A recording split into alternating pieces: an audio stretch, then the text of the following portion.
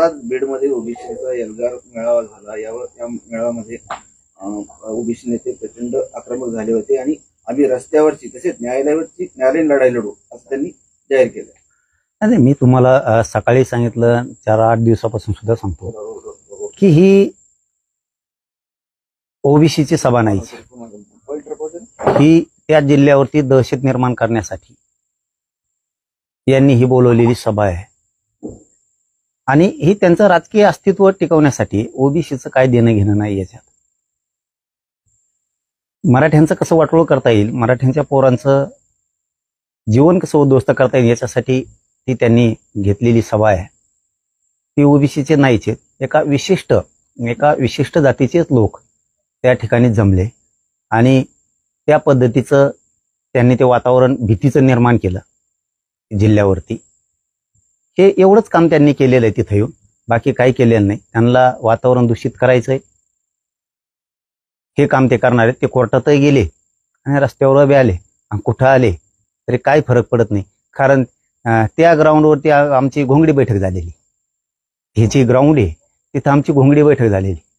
त्याच्यामुळं त्यांची क्षमता आमच्या लक्षात आली काय ती, आणि सरकारच्याही आली असेल. ही खटाटोप कशासाठी? कारण ते ग्राउंड तिथं आपली घोंगडी बैठक झाली. तुम्ही सगळे पत्रकार बांधव सगळे त्याला साक्षीदार आहेत. ती घोंगडी बैठक झालेली आपली त्या ग्राउंडवरती आणि तिथं हे महाएल्गार घ्यायला निघाले. ते घुरट भुजबळ, ते घुरट तिकडून येतं इथं आणि बीड जिल्ह्यातलं वातावरण खराब करते.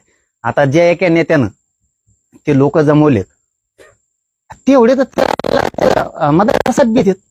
नुसते इथं व्यासपीठावरच्या लोकांसाठी टाळ वाजवून लोक जमविले का ते, आणि यांच्यासाठी घुरट लोकांसाठी. अरे तुमची काय पत हे लक्षात घेतली पाहिजे. तुमची पत त्याच्या नादी लागून, त्या घुरट भुजबळच्या नादी लागून कशाला वायाला घालता?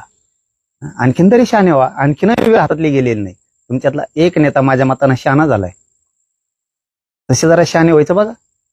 दादा, या सभेमध्ये असं सूर निघालाय की जातनिहाय जनगणना झाली पाहिजे, दूध का दूध पाणी का पाणी होऊन जाईल, आणि त्याचबरोबर आकडेवारी सांगत मराठा समाज 10-12% असल्याचं सुद्धा भुजबळांनी सांगितलंय.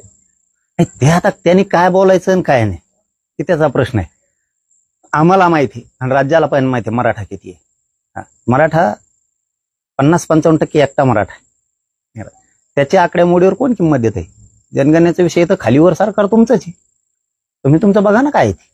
तुम्ही फक्त एक खोड काढू नका ज्या रद्द करण्याची आणि मराठ्यांच्या पोरांचं आयुष्य उद्ध्वस्त करायची. तुम्ही मराठी इतके सोपे समजू नका. हो, तुम्ही जर जिया रद्द करायसाठी आणि कुणबी नोंदी रद्द करायसाठी म्हणजे इतके जर मुळावर उठलेला असताल तर बीड जिल्ह्यातल्या मराठ्यांना सुद्धा ताकद दाखवावीच लागणार.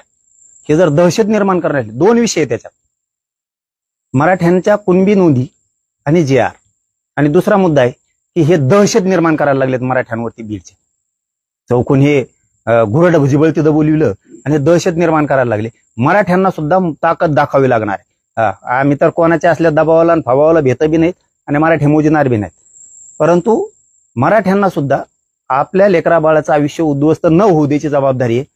तोडीस तोड उत्तर यांना द्यावाच लागणार आहे. एखाद्या वेळेस मराठ्यांना बीडची जी भूमी, पवित्र भूमी, हीच पवित्र भूमी एखाद्या वेळेस बीड जिल्हा हा महाराष्ट्राचा दिशादर्शक होऊ शकतो. तशी परिस्थिती आता निर्माण झाली आणि मराठ्यांनी ती जबाबदारी पार पाडली पाहिजे की बीड जिल्ह्यातून राज्याला दिशा मिळाली पाहिजे. इतकं कणखर एकजूट ताकद दाखवली पाहिजे. पण यांचं जे स्वप्न आहे दहशत निर्माण करायचं, मराठ्यांवरती भीती निर्माण करायची आणि जातीवादाच्या दंगली घडवण्याच्या, हे स्वप्न बीड जिल्ह्यातल्या मराठ्यांनी कधीच पूर्ण होऊ द्यायचं नाही. आपण सुद्धा ताकद दाखवलीच पाहिजे यांना. छगन भुजबळ असं म्हणाले की आम्ही कुठल्याही पक्षाच्या दावणीला बांधलेलो नाही. पक्षाचं काम आल्यावर पक्षाचं काम करू, ओबीसीचं काम आल्यावर ओबीसीसाठी लढणार. आणि तुमचा उल्लेख त्यांनी दरिंदे पाटील असा केलाय. तुम्ही म्हटलं होतं की ओबीसीना पाडा, आम्ही ओबीसीच्या मुळावर उठणाऱ्यांना आडवा करू. नाही, ते काही म्हणताय ते आता बुद्धी ढळली, अक्कल दाढ पडली. अक्कल दाढ असते माणसाला, त्या घुरट भुजबळची पळडी वाटतं ती. ते घुरट सगळीकडे ते वास दरवळतो का तसं ते घुरट सगळीकडे हिंडत आहे. आणि ते त्याच्या चक्रव्यूहात सगळ्यांना घ्यायला लागले. ओबीसी नेत्याला त्याचा देवारा करून घ्यायला लागले आणि ओबीसीच्या नेत्याचा सुद्धा घ्यायला लागले. पण एक गोष्ट लक्षात ठेवा, ओबीसीतूनच आरक्षण घेणार आणि तेही मराठ्याला देणार. तुम्ही कितीही दडपणाचा प्रयत्न करा, त्याला बी बीडचे मराठी म्हणतात एवढं लक्षात ठेवा. ते कमजोर कच्चे नाहीत, सहन करतात. फक्त तुम्ही काय धमक्या देता भाषणातून, तुम्ही काय धमक्या देता मराठ्यांना भाषणातून, एवढं सोपं समजता का तुम्ही मराठ्याला? पाटील, तुम्ही धनंजय मुंडे यांचा चष्म्यावाला परळीचा चष्म्याला उल्लेख करत असं त्यांचं म्हणणं आहे. आणि तो तुम्हाला चष्मा आवडत असेल तर तुम्ही घेऊन जा. तुम्हाला ओपन का नाही ओपन हे मी सांगू शकत नाही, असं तुम्हाला त्यांनी लगावं. त्याला कवा चष्म्यानं बोललो? कवाच नाही. तो हा चष्मा कशाला? तो हा चष्म्यात काय बघितलंय सगळ्यांनी? तो हा चष्मा कशाला? तो हा चष्मा तुलाच राहून दे, असेच हातरंगेव रक्तानी. तो हा चष्मा तुलाच राहून दे, त्या रक्ताने भरलेला. दादा, ईडब्ल्यूएस तुम्हाला पाहिजे, मराठा आरक्षण तुम्हाला पाहिजे, ओबीसी आरक्षण तुम्हाला पाहिजे, महाराष्ट्राचा 7-12 का तुमच्या नावावर लिहून ठेवलाय काय, असं भुजबळ म्हणाले. त्याला येऊन जाऊन तेच येणार. त्याला काही करून फडणवीस डॅमेज करायचे आणि फडणवीस साहेब काय त्याला डॅमेज होत नाहीत. फडणवीस साहेबांनी मराठ्यांचं मन जिंकलंय, त्याच्यामुळं त्याची काय चाल चलत नाही. आता कसल्याच परिस्थितीची चाल चलत नाही. त्यांनी किती वळवळ केली आणि फडणवीस साहेबांच्या लक्षात आलं असं याची अवकात किती. तिथं आमची घोंगडी बैठक झालेली आहे, तिथं आमची घोंगडी बैठक आहे. त्यामुळं ओबीसींनी स्पष्ट नाकारलं त्याला, कारण ते एका जातीचं काम करायला लागले, एक लाभार्थी टोळीचं काम करायला लागले. हे बघा लक्षात येतंय तेव्हाच, काय चित्र आहे ना तेव्हाच लक्षात येते. कारण ती आमची झाली घोंगडी बैठक त्या ग्राउंडवर आणि त्याच्यावरूनच यांचं कळतंय. फडणवीस साहेब सुद्धा त्याच्यावरूनच ओळखून घेते किंवा फक्त आपल्याला सरकारला बदनाम करण्यासाठी काम करतोय, फडणवीस साहेबाला डॅमेज करण्यासाठी काम करतोय, विखे साहेबाला बदनाम करण्यासाठी काम करतोय, आमच्या शिंदे साहेबाला बदनाम करण्यासाठी काम करतोय आणि अजितदादांना 100% बदनाम करायचंय. अजितदादाला आजच्या सभेवरून असं वाटलं आम्हाला अजितदादाला दोष देऊन उपयोगच नाही, कारण यांनी पक्का विडा उचललेला आहे अजितदादाला बदनाम करण्याचा. अजितदादांना ते करावं, मटके बाजूला सारलं पाहिजे. थोडा तोटा झाला तरी चालत. दुसरे ओबीसीचे खूप चांगले नेते आहेत, त्यांना जरी बळ दिलं उचल तरी चालत. परंतु 100% आजच्या त्यांच्या सभेवरून आमच्या लक्षात आलं की त्यांचा एक गट तयार झालाय अजितदादांना पवारांना बदनाम करण्याचा. कारण त्या व्यासपीठावर बसलेले 75% लोक हे अजितदादा आणि पवारांना रोज शिवाय घालते, रोज. मग आता निमित्त फक्त त्या परळीची टोळी त्यांनी अजितदादाचा गेम करायचा ठरवलंय आणि त्याला पूर्ण साथ भुजबळ देतोय. आजची एकूण सभा सांगते, त्याच्यामुळे अजितदादाला याचा दोष देण्यात काही मजा नाही. अजितदादांनी दुसऱ्याच्या कोणाच्या हातात बीड जिल्हा सोपावं, तरच अजितदादांचं मान सन्मान प्रतिष्ठा वाढू शकते. नसता अजितदादा एक दिवस 100% यांनी खड्ड्यात घातलेला दिसतो. ओबीसीने आतापर्यंत तुमच्या पाट्या उचलल्या, एक दिवस असा येईल की गोरगरीब ओबीसी पालखीत बसेल आणि तुम्हाला सतरंजा उचलायला येईल, असं छगन भुजबळ म्हणाले. आनंद आहे, आनंद आहे, आम्हाला काय अडचण आहे. गोरगरीब ओबीसीचा हे जयस्वालाचा व्हावा अधिकारी, तो धनगराचा बसलाय बिचारा तो व्हावा, हे आमचा वाणी समाजाचा बसलाय इकडून हे व्हावा, असे मला वाटतं. यांचे मला माहित नाही आता, मी साळींचे व्हावा, साळी जातीचा अधिकारी व्हावा वाटतंय मला, 100% वाटतंय यांचे व्हावा. काय अडचण नाही, आम्हाला काय लाज नाही वाटणार. पण तुम्ही होऊन देणार का, हा खूप मोठा प्रश्न. तुम्ही होऊन देणार का? तुम्ही कुंभाराचा होऊन देणार का अधिकारी, आमदार, खासदार होऊन देणार का? IAS IPS होऊन देणार का? तुम्ही लोहार सुताराचा होऊन देणार का? आमदार, खासदार, जिल्हा परिषदचा सदस्य, जिल्हा परिषद अध्यक्ष होऊन देणार का? सभापती तुम्ही होऊन देणार का? होऊन देणार का? नाव्याचा, परटाचा, धोब्याचा, सोनाराचा होऊन देणार का तुम्ही? सांगा. आणखीन वडरी समाजाचा, कायकडी समाजाचा, रजपुताचा, लिंगायताचा होऊ देणार का तुम्ही? कोळ्याचा होऊन देणार का? होऊन देणार आहेत का? लमाणी समाजाचा एखादा आमदार, खासदार, मंत्री, जिल्हा परिषदचा अध्यक्ष होऊन देणार का तुम्ही? नगराध्यक्ष तुम्ही होऊन देणार का? मग तुमचं संपत आहे. सगळ्या जातींचा फायदा फक्त तुम्ही घेता आणि पद तुम्हीच भोगता. कोणत्या जातीला मिळत नाही, काय नाही काय नाही. किती ते कोळी बांधव, आगरी बांधव, ते भंडारी बांधव तिकडचे किती जीवावर जोखीम घेऊन समुद्रात मासेमारी करतात. का त्यांचे लेकरं IAS IPS अधिकारी होऊ नये? का होऊ नये? का होऊ नये? लिंगायताचे का होऊ नये? किती छोटे छोटे जाती सांगायचं तुम्हाला? आम्हाला आवडत. तुम्हाला आवडतंय का? आवडतंय तर तुम्ही 75 वर्षात का नाही होऊन दिलं? का तुम्ही बंजारा समाजाच्या अधिकारीने होऊ दिले? त्यांचं आरक्षण घेऊन द्या उत्तर यायचे. बंजारा समाजाला द्या, चला. का नाही होऊन दिले? सगळ्यांचं आरक्षण मिळून तुम्ही खाल. तुमच्या घराघरीच माणसं सुधारले आणि यांच्या घराघरीच माणसं ऊस तोडायला गेली. हे काय खोटं आहे का? किती दिवस येड्यात काढणार तुम्ही? बिलाचे तेच हाल, पारद्याचे तेच हाल. तुम्ही रामुशाचं नाव घेतो त्याचे तेच हाल. तुम्ही कोणाला सुधरून दिलं? कोणालाच नाही.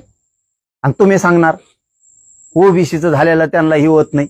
अरे आमच्या इकडे येऊन बघ, ओपनची जागा असून सुद्धा ओबीसीचा सभापती केलता.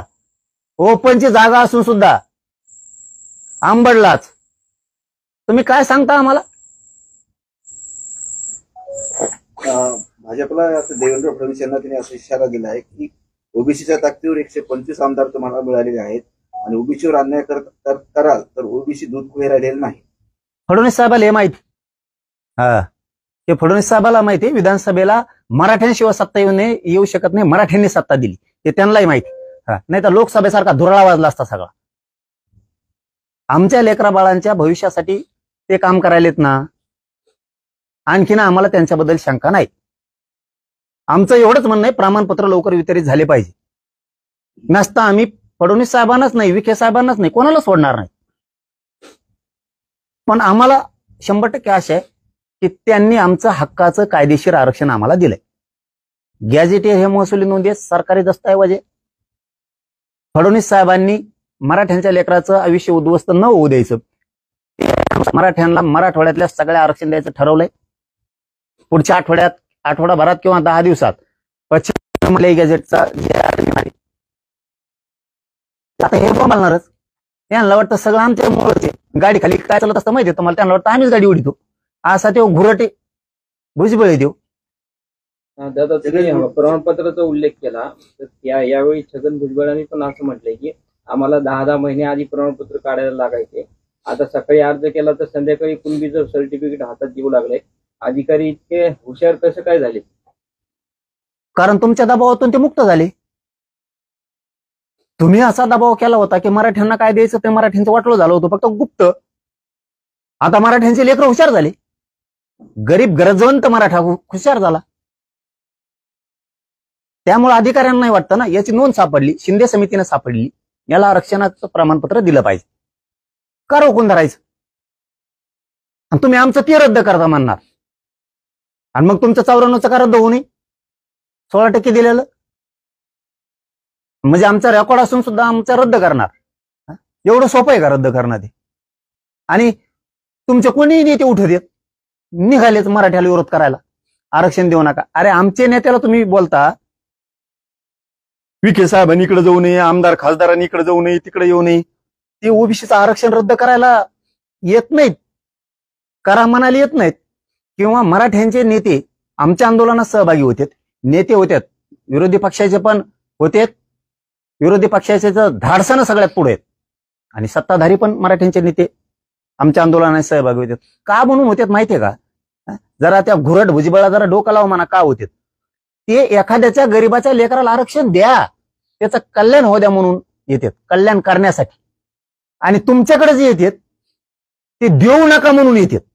याच्यात एका महाराष्ट्राची देऊ नका म्हणाल ते म्हणतात का ओबीसीला? आमचे मराठ्याचे नेते सत्ताधारी आणि विरोधक आमच्यात येतात, कोणाला देऊ नका म्हणाल नाही.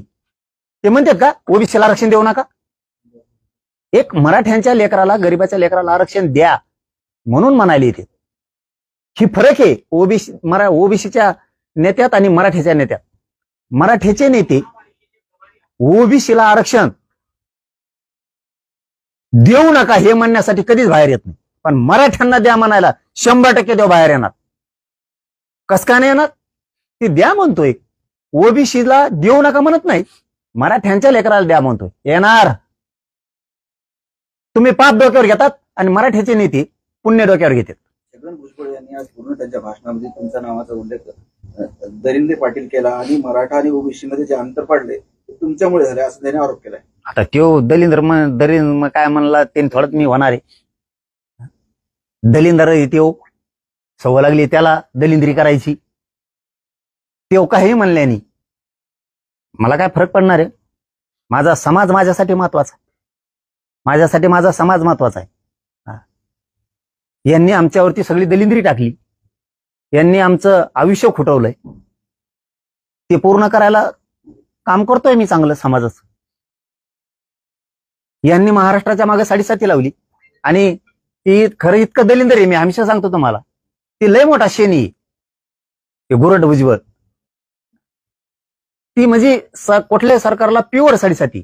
अरे ज्याने आरक्षण दिलं त्याचा उपकार ठेवला नाही. पवार साहेबांनी यांना आरक्षण दिलं तर पवार साहेबांचा उपकार ठेवला नाही. इतकं गुरट आहे ती, इतकं दलिंदर आहे. आमचं तर वाटलं झालं हो, आम्ही तर आमचं लढून मिळूच, पण ज्यांनी दिलं त्यांच्याशी सुद्धा गद्दारी केली यांनी. धनंजय मुंडे यांनी थेट बोलले की काही जण मुख्यमंत्र्यांच्या आईबाबत अपशब्द वापरतात. महाराष्ट्रात आरक्षणावर विष पेरलं जात आहे. टीका केली तुम्ही. त्याचं काय राहिलंय? संपलेल्यावर बोलू नये माणसाने. आता संपलेल्यावर बोलू नये, निवडून आल्यावर मग म्हणाव मी पडो का. अरे तो आधी आता तो सांगन मी भूमिका मांडणारच आहे. मी 100% मांडणार आहे. आता आम्ही सुद्धा बसणारच आहेत, आम्ही भूमिका मांडणारच आहेत.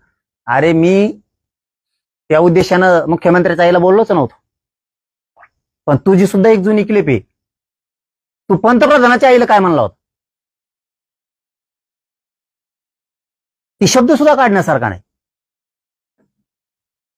म्हणला होता का नाही? फडणवीसांना सुद्धा म्हणला होता आणि पंतप्रधानाच्या आईला सुद्धा म्हणला होता. सांगू का शब्द देव? ते सांगायसारखा नाही मीडियात. इतकं घाण बोलला होता. बघा त्याची क्लिप काढून, एक रेकॉर्डिंग त्याची व्हायरल झाली मागं, विरोधी पक्षनेता असताना. आपल्याला निधीला काय कमी आहे, तुम्ही एक व्हा फक्त.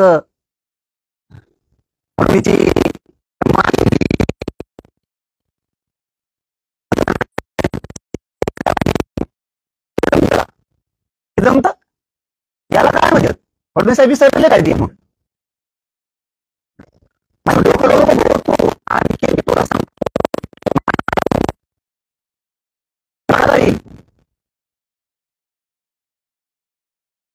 तुमच्या घराण्यावर कधी बोललोच नाही मी, तुमच्यावरती बोललोय. आणि मी वैयक्तिक मॅटर मध्ये पडत नाही, अजिबात पडत नाही. तू काय काय म्हणतो ना, मला सगळं कळतंय. तुमच्यावरती तुम्ही नेतेगिरी करता, तुम्ही मराठ्यांचे खून करता म्हणून तुमच्यावर बोललेलो आहे, हे लक्षात ठेवा. मी तुमच्या वैयक्तिक मॅटर मध्ये कधीच पडलो नाही. तुमचे वैयक्तिक सुद्धा मॅटर आले, आपण डायरेक्ट सांगितलं आपण वैयक्तिक मॅटर मध्ये पडत नाही. माझ्या दम आहे त्यांना समोरासमोर खेटायचा. बाईच्या आडून वार नाही करत मी कधी तुमच्यावरती. वार तुम्हाला 4-5 दिवसाच सांगतो. त्याचीच बायको आली होती, मला साथ द्या म्हणलं. मी कौटुंबिक याच्यात पडत नसतो. तुमचं तुम्ही तुमचं बघून घ्या. बाईच्या आडून वार करणारी अवलाद आपली नाही. तेच बायकोच्या ना त्याची. मग त्या कोरोना मुंडे कोण आहेत? त्या 4 दिवस झाली इथे येऊन गेलेले. त्यांनी सांगितलं मला साथ द्या, माझ जो लागण ती. मला हे बोलायचं नव्हतं, त्यांच्या कुटुंबावर कधीच बोललो नाही मी. त्यांनी चूक केली म्हणून तुमच्यावर बोललो, तुमच्या कुटुंबावर कधीच बोललेलो नाहीत. पण तू जर तसे आरोप माझ्यावर लावित असला ना, तू काय कोणता दादा भादा लागून गेला नाही, तू माझ्या नादी लागू नको. आता 4 दिवसापूर्वी त्याची बायको येऊन गेली, त्यांनी सांगितलं लागण ते माझ्याजवळ. जाहीर सांगतोय मीडिया समोर आहे, सरळ सांगितलं बाईच्या आडून गेलं पुन्हा आपण गोळ्या मारीत नसतो. आपल्यात खेटायची हिंमत आहे, समोरासमोर खेटल. पण असं खोटं नाही करत. तुमचा कौटुंबिक वाद आहे, तुमचा वैयक्तिक विषय आहे. तुम्ही तुमचं आपलं वैयक्तिक तुम्ही तुमचं बघा. वैयक्तिक कुणाच्याही मॅटरमध्ये आपण पडत नाहीत. कुणाचे 40 लफडे असून नाही तर 50 असो, वैयक्तिक याच्यात आपण कधीही पडत नाही. हे संस्कार आहेत आमच्यावरती, तो यासारखे नाहीत असे. दिलं काढून दिलं त्यांना, विचारून घे फोन लावून बोलत असला तिला तर काढून दिलं का नाही? माझ्या जागेवर दुसरा असता तर म्हणला असता काढा उकरून याचा, आता द्यायला तयार आहे ती ना. ते जोडतोय गाबाळी म्हणती ती, आणि सगळं काय आहे ती 30-35 वर्षाचं वाईटापासून चांगल्यापर्यंत सगळं आहे. म्हणलं जावा तुम्ही इथून, आम्ही बाईच्या आडून वार नाही करत. तुम्ही तुमचा लढा, तुम्ही तुमचा न्याय घ्या, नका घेऊ. नसता माझा जर दुसरा असता ना, कोणी संधी सोडली नसती. ध्यानात ठेव हे सुद्धा, माया नादी लागू नको. पाटील, मुंबईला जे आंदोलन झालं ते मराठा समाजाचं आंदोलन नव्हतं, तर ते दारूवाले आणि वाळूवाले आणले लोक होते, आणि ते दरेंदे पाटलांनी आणले होते असं भुजबळ म्हणाले. त्याला काय कळतंय ते घुरट धावण्याला, घुरट सगळ्या दुनियेचं. त्याला काय कळतंय ते, तुम्हाला अक्कलदाड कळते ना, आपल्याला सगळ्याला अक्कलदाड असते, त्याची पहिली आत.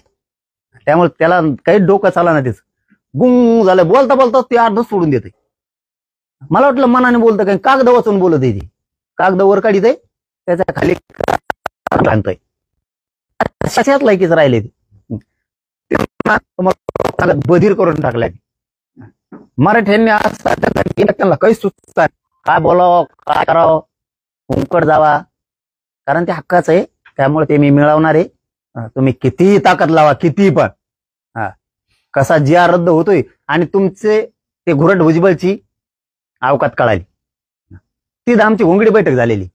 त्याच्यामुळं फडणवीस साहेबांनी ओळखलं की काय आहे ती, काय लायकीचं आहे. फक्त राजकीय स्वार्थासाठी त्यांचा दबाव आणणं चालू आहे. आणि दुसरं काम आहे की बीड जिल्ह्यावर दहशत आणि भीती पसरायचं काम करायला लागेल, आणि ती आम्ही मुळात कधीच होऊ नाही देणार, कव्वाच नाही होऊन देणार. कधीच नाही होणार. तुम्ही कितीही ताकद लावा, तुम्ही किती, आम्हाला सुद्धा ताकद दाखवावं लागणार. पाटील, त्यांनी एक सभेमध्ये विजय वडेट्टीवारांनी तुमचा एक व्हिडिओ जुना दाखवला, आणि विजय वडेट्टीवारांना टोला लागवला त्यांनी की तुम्ही तासाला तुमची भूमिका बदलताय, कसा विश्वास ठेवायचा. काही दिवसापूर्वीच या GRS विरोधात विजय वडेट्टीवारांनी देखील मोर्चा काढलेला होता, आणि त्यावेळेस उपोषण चालू असताना त्यांनी मराठा समाजाला ओबीसीतून आरक्षण भेटलं पाहिजे असा मुद्दा मांडला. हे बघा, त्यावेळेची वडेट्टीवार साहेबाची भूमिका रास्त होती. आता त्यांनी छगन भुजबळ त्या घुरटच्या नादी लागून ते त्याच्या चक्रव्यूहात सापडले होते. मला वाटतं त्यांनी हा विषय सोडून द्यावा.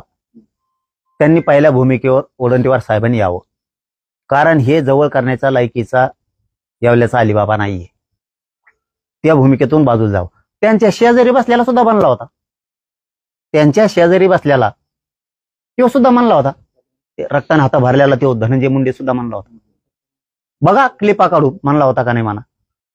तू काय, हे घुरट भुजबळ ह्यो त्याच्या राजकीय स्वार्थासाठी त्याचा वापर करा, त्याच्या डोक्यात याय नाही आपण किती चुकीच्या दिशेने चाललो त्या घुरट भुजबळचं ऐकून, हे त्याच्या लक्षात तोही म्हणला होता. पाय पोडतो, हात पोडतो, हात जोडून सांगतो, आमचं ऐका.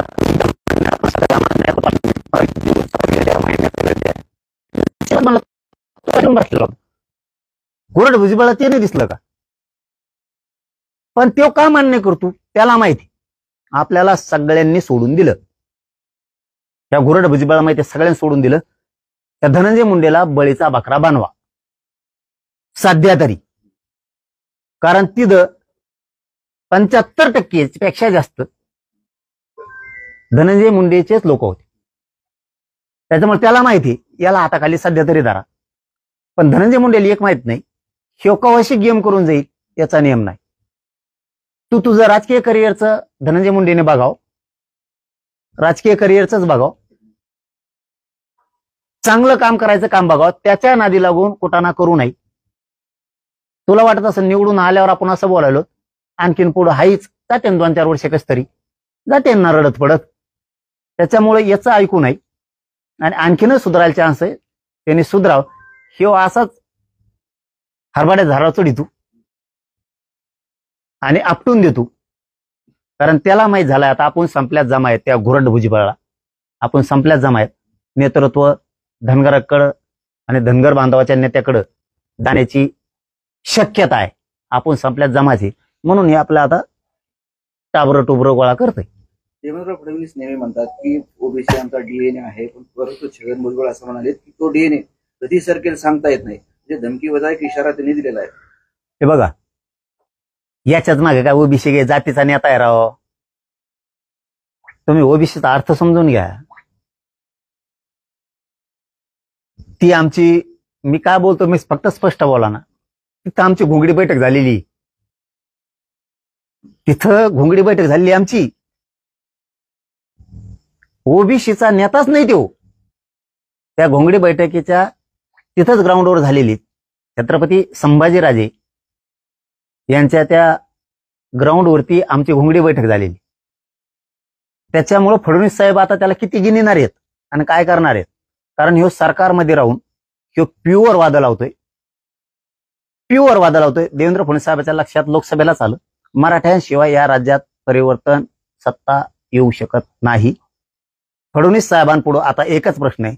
फडणवीस साहेब, या पत्रकार परिषदेच्या माध्यमातून मी जाहीरपणानं सांगतो तुम्हाला, तो सरकारमध्ये तो जातीय दंगली घडणारे बीडमध्ये त्यांनी दहशत आणि भयावह वातावरण तयार केलंय. आज त्यांनी काही नेते हाताखाली धरले, त्यांचे भाषणं बघा, ते पूर्ण भय निर्माण होईल अशी परिस्थिती त्यांनी निर्माण केली.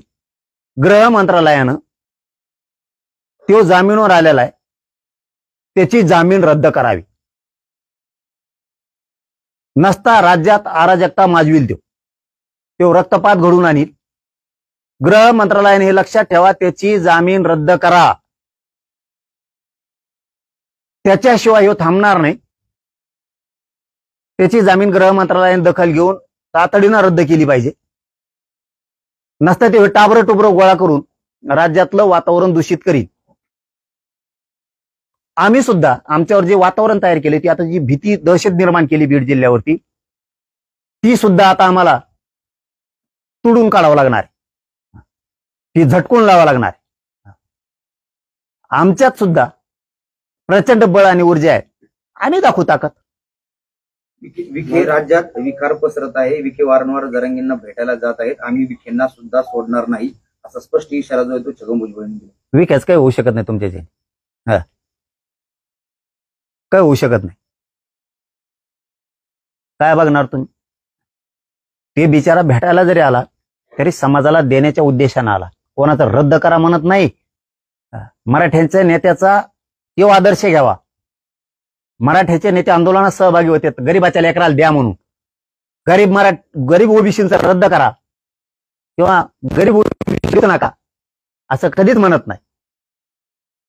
ओबीसीला आरक्षण दिलं त्यावेळेस मराठ्यांची भूमिका होती गरीब ओबीसीला मिळाला पाहिजे. तीच भूमिका सगळ्या पक्षातल्या नेत्यांची तीच भूमिका आहे की गरीब मराठ्यांना सुद्धा मिळाला पाहिजे. ओबीसीचं रद्द करा, आरक्षण देऊ नका म्हणाल ओबीसी एखादा मराठा नेता येतोय का? तुम्ही तरी जाताय. मराठ्याच्या नेत्याची तुलना तुम्ही करू शकत नाही, तुमच्याशी त्यांची तुलना होऊ बी शकत नाही. गरीब मराठ्यासाठी काय मिळणार? पुणे कमायलाच मराठ्याचे येणार. विरोधी पक्षातले असतील, सत्ताधाऱ्यातले असतील, पाप तुमच्यासारखं ते कमवू शकत नाहीत. प्रस्थापित मराठा समाज गावगाड्यातील सरपंच पद हिसकावत आहे. ओबीसी समाज तुमचा घाट हाडून पाडणार. समोरून लांडग्यांचा कळप येतोय, तो गळा घोटणार आहे, तर हातातलं फेकून मारा, असं गोपीचंद पडळकर म्हणाले. कोण म्हणलं? गोपीचंद पडळकर. ते बी आलते का? त्यांनी काय लिहायचं असलेला फड्यात? हे घुरट सगळ्या दुनियाचं, हे घुरटाचं काय ऐकायचं? आपलं चांगलं चाललंय तिकडं, त्यांनी कसं लिहायचं? चांगल्या चेहरा कशाला त्याला याच्यामुळं चांगला चेहरा खराब करायचा? कमाल. येणाऱ्या निवडणुकीमध्ये ज्यांनी ज्यांनी ओबीसीच्या विरोधामध्ये भूमिका घेतली त्यांना लक्षात ठेवा आणि त्यांचा बरोबर हिशोब करा. भुजबळ म्हणलंच का घुरट? ते काय हिशोब होत नाही, काय नाही, सगळे सावध झाले. दादा आज कळालं ना राव, आम्ही तिथं घोंगडी बैठक घेतलेली, काय हिशोब करतो?